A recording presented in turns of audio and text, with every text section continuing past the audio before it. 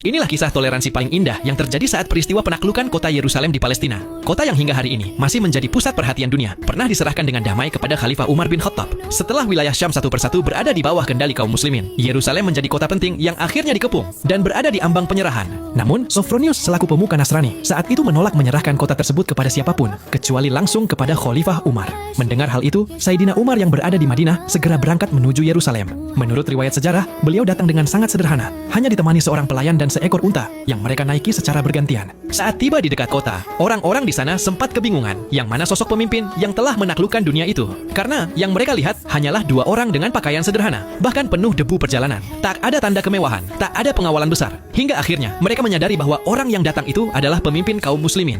Setelah pertemuan berlangsung, Khalifah Umar menawarkan sebuah perjanjian. Beliau menjamin keamanan, kebebasan beragama, perlindungan tempat-tempat ibadah, serta hak-hak penduduk Yerusalem. Tak ada paksaan, tak ada penindasan. Perjanjian itu pun disepakati, yang kemudian dikenal sebagai Al-Uhdah Al-Umariyah. Kota Yerusalem akhirnya diserahkan secara damai kepada kaum muslimin. Setelah resmi menerima penyerahan kota, Khalifah Umar diajak berkeliling untuk melihat berbagai tempat penting di Yerusalem. Hingga akhirnya mereka tiba di depan gereja Makam Kudus yang sangat dihormati. Saat itu, waktu sholat telah tiba. Khalifah Umar dipersilakan untuk menunaikan sholat di dalam gereja tersebut. Namun beliau menolak dengan penuh kebijaksanaan. Ia khawatir jika dirinya sholat di dalamnya, umat Islam di kemudian hari akan mengambil alih gereja tersebut dan menjadikannya masjid. Sebagai bentuk penghormatan terhadap hak umat Nasrani, Khalifah Umar lebih memilih untuk melaksanakan sholat di luar, di sebuah tempat terbuka dekat gereja tersebut. Di lokasi itulah kemudian didirikan masjid yang dikenal sebagai Masjid Umar, sebagai bentuk penghormatan atas peristiwa bersejarah dan wujud toleransi yang dicontohkan Khalifah Umar. Kemudian, Khalifah Umar meminta untuk ditunjukkan ke Baitul Maqdis, kawasan suci tempat berdirinya Masjidil Aqsa, tempat yang pernah disinggahi Rasulullah dalam peristiwa Isra Mi'raj dan juga tempat ibadah para nabi terdahulu.